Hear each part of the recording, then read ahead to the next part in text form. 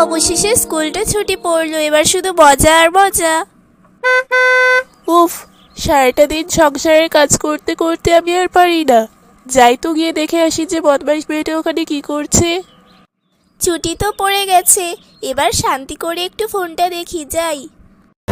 ও বাবা, এখানে মহারানী ফোন দেখবে আর মা ওখানে কাজ করে মরবে, তাই না?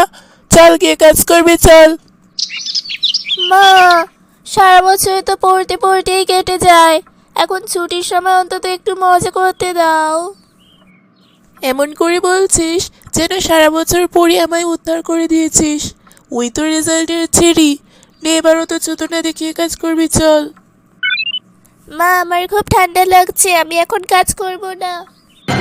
হ্যাঁ রে, দুনিয়াতে কি তোর একারই ঠান্ডা লাগছে? আমারও তো ঠান্ডা লাগে।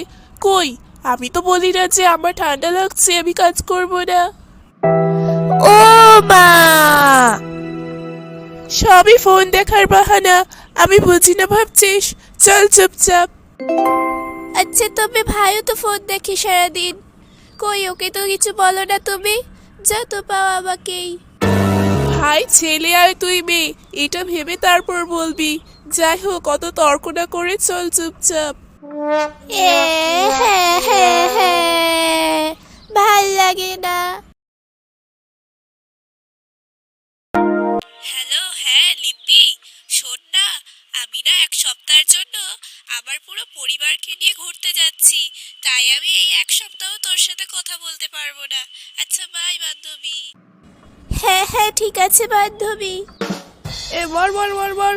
আরে, একে নয়, ওকে গাধা। মা, ও মা! ওরে বাবা রে, এই ঠান্ডায় দিদি এত ষাঁড়ের মতো চেঁচাচ্ছে কেন? যাই গিয়ে দেখে আসি। ও মা, কই তুমি? তুই এমন ভাবে চেঁচাচ্ছিস যে মনে হচ্ছে বাড়িতে আগুন লেগেছে।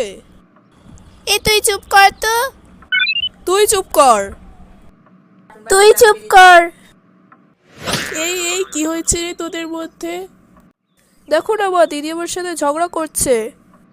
না মা, ভাই আমার সাথে ঝগড়া করছে। তোরে চুপ কর তো, আর লিপি বল কিসের জন্য ডাকছিলি? মা দেখো না, এই শীতে সবাই ঘুরতে যাচ্ছে, আমিও যেতে চাই।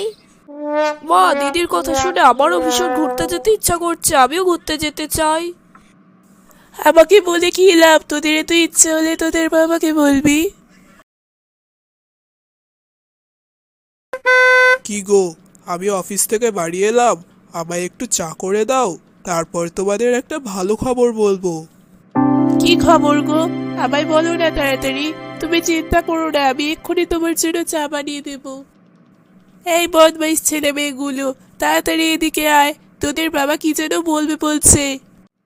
কি বলবে গো বাবা, কোনো ভালো কিছু নাকি? বলো বলো। হ্যাঁ বাবা, তাড়াতাড়ি বলো, আমার যে আর তর্স হয়েছে না।